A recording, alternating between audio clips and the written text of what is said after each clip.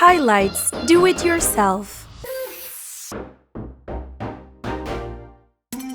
With this technique, you can either go for a balayage effect or obtain more or less defined highlights. It just depends on how much hair you section out of the braid. So what you want to do is a 3-strand regular braid, and you're going to section off pieces of hair every time you cross an outer strand. Once you're done braiding, those pieces of hair that you left out are the ones that you're going to dye or bleach.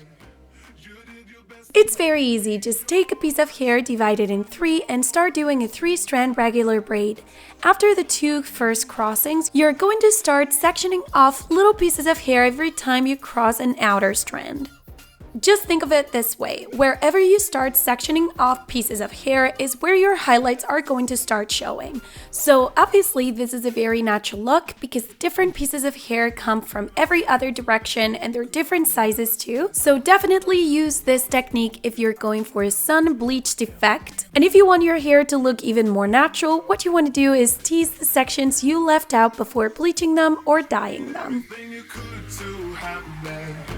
You did your best to make me yours. You can go for hair dye or hair bleach, and the technique is going to be exactly the same. Just mix your products really well before you start applying it to your hair, and it's always better if you use gloves and a brush to ensure better results. How long should you leave the product on? Well, if it's a hair dye, it should be around 20 to 30 minutes.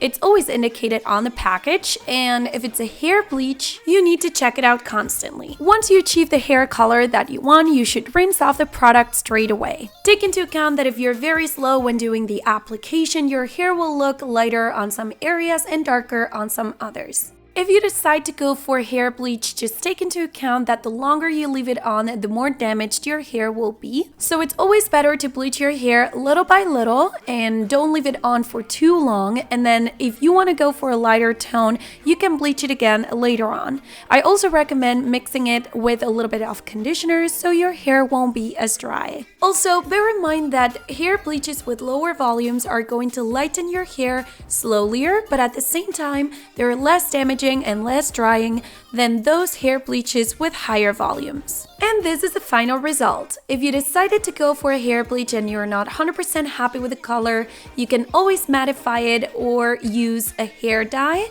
to achieve your desired color.